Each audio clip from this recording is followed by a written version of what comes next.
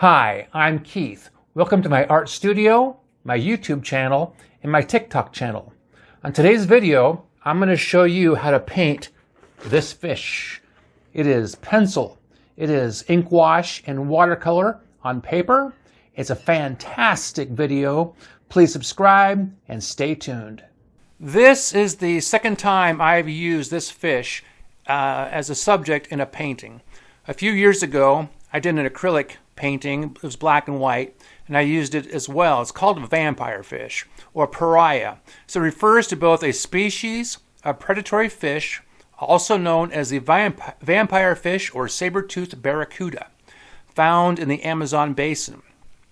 It's a predatory fish known for its large, prominent fangs and aggressive hunting behavior. It is found in the Amazon basin in tropical South America, particularly in deep, fast-moving waters below rapids and waterfalls. Other names it's known by: saber-toothed barracuda, vampire fish, vampire tetra, or saber-tusked barracuda. It can grow to over 35 pounds, with the current record holder weighing just over 39 pounds. It's predatory, consuming other fish and crustaceans. Right now, I am using my 8B as in boy pencil to go over my 2B pencil lines. I used a projector to get this image on my paper, which I have no problem doing.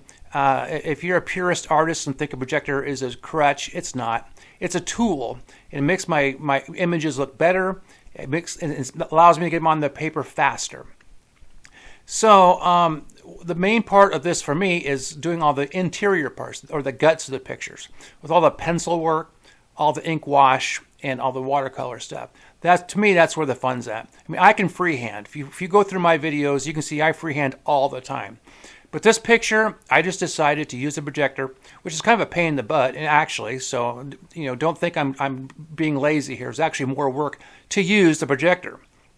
Now I'm putting in contour lines. Contour lines get the shape of the image for me, so I can kind of see the roundness and get the shape going. And eventually, right now I think I'm starting to put the scales in. And the scales follow the contour lines, which makes my scales look more natural.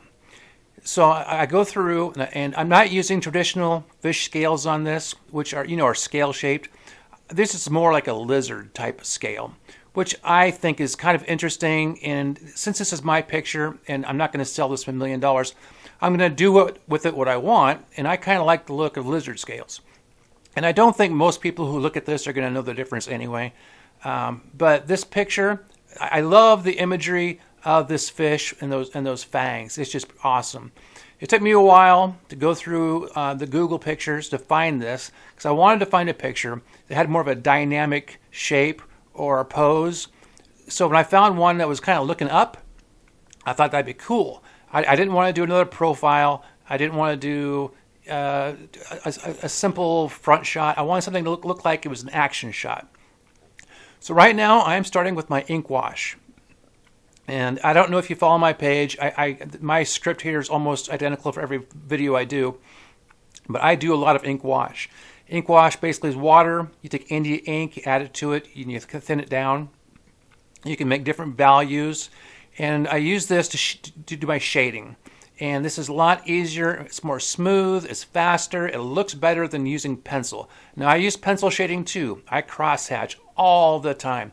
And I mix my crosshatching with my ink wash, and it really makes the pictures look dynamic. It makes them look more interesting. Now, when I started this, I thought maybe I was going a tad bit too dark with my ink wash, and I probably did. But, I mean, this is the part of the process where I start to freak out and thinking, what am I doing? Am I ruining this picture? All my pictures go through this phase or this stage where I think I've ruined it. So I have to take the picture, and in between these edits, I sat it down on the couch and looked it over, and I looked at it and I stared at it. I thought, what can I do to fix this thing? So I knew my darks had to be darker in certain areas to kind of match it out. And then I knew at the very end, I put my highlights in, and that would probably fix it. And it did. At the very end, I'm very happy with the way this turned out. I like the pose. I like the imagery. Now, I remember back when I was in college, I used to work for Cabela's. And I don't know if you're familiar with Cabela's. They're an outdoor outfitter company. And they would have catalogs. And they always had these really super cool paintings on the catalogs of fishing, because their main thing they sold was fishing gear. I think they've been bought by Bass Pro nowadays. But I always admire the artwork. And I'm not really drawn to fish per se. I'm not a fisherman, but I do like the imagery of fish. You know, if you like the movie Jaws, how can you not like fish? Now, I got to tell you a little trick I did with this painting, and something I do with my other paintings is in between edits, when I don't want to waste my time waiting for this to dry, I'll crank my oven on to about 200 and toss this in the oven and cook it. So I've cooked this painting probably about 3 or 4 times to dry it up so that I wouldn't have to wait so much time to go back in with my ink washes again. Now you can see here I am darkening up another value to about 80 to 90% black. I'm not all the way to black, but I'm getting close. And that kind of balanced out my other grays, which was a tad bit dark, but now it looks okay, because now I have 2 values, and the light gray doesn't look that dark anymore. So I'm going through and I'm adding more and more of my darks, and putting more shadows in, getting more contours, and I'm liking the way it's looking now. So I get out my ink wash, and I thought I need to put some background in this, because that will help the highlights stand out. At the end of the painting, I go in with some blue, and I darken it down a little further. Now, I was not going to use any color in this picture. I was going to make it black and white. But me, being the idiot I am, once again, I got the color out. But I think the color was okay, because I did not color the fish. The color stayed in black and white. I only colored the water surrounding him, which is fine. This fish swims in, I think, what does it say, rivers? And rivers are technically really clear, but they kind of come off looking blue. So I like the blue I used. And the blue was dark enough that it made the highlights in the fish really stand out. So here I am putting these little dots on him. To me, dots, that's more like scales. Or maybe it's parasites. I don't know. It's something on the fish that I needed to put there to make more texture. Because right now I'm on this little jag where I do texture. I just put the eye shine on the eyeball, which when you put the eye shine, it just sells the shot and makes it worth millions and millions of dollars. And I put it on again. I noticed that when my white is watered down and I put the eye shine on or anyplace else, it melts into the paper and it doesn't stay white. So I had to come back a couple times and do that eye shine over and over again, because it had to stand out. You can see just above the eye there where it's kind of faded white.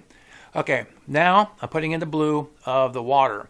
And probably the water is not that blue in real life, but I wanted that fish to stand out against the background.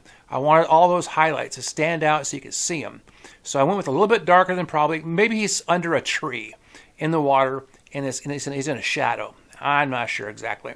So what do? I go in, I add more darks. What am I doing? Am I nuts? Am I crazy? But I did add a few more darks, but don't worry about it. It's in the end, well, I did say he was under a tree, right? In the end, I pull out my whites and I go through and I start adding highlights to this, because the highlights is the very end that sells your pictures. Here it goes. I'm starting to put my highlights in. This is what sells your picture. If you're into painting, you start dark and you go to lights. Technically on paper, normally you go whites and go to darks. But since I'm mixing acrylics with my watercolors, I'm kind of doing a mixed media type thing here. Pencil and ink. And now I'm going with thicker white. Well, it's blue tinted white acrylic paint.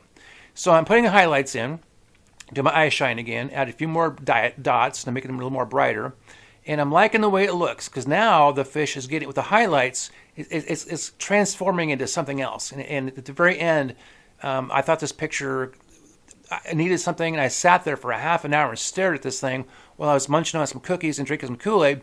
And I was thinking, I need to do something to really sell this picture, and you'll see at the very end how I kind of fix it. I don't know if fix it's the right word, but sold it.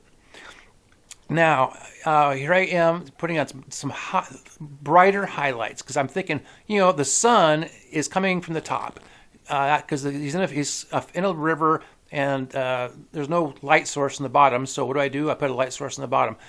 It's artistic license. I do what I want, right?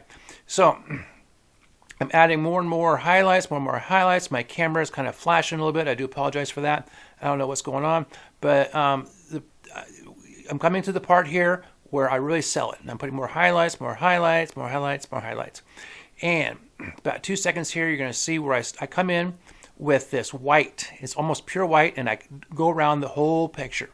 And I'm not sure why this works, but I've used it with other paintings, and it really sets the image apart. And I love the look of this. It's hard to describe. I'm not even sure what I'm saying. I'm saying I like the way it looks, so I went around the whole image with this white paint. And I think it really sold it. I'm very happy with the way it turned out, and I kind of wish at the very end this will darken down a little bit and you'll be able to see it better. But this is my vampire fish on paper, watercolor, ink wash. There you go. There you go. See the way that turned out? Thanks for being here. Please subscribe. Thank you very much.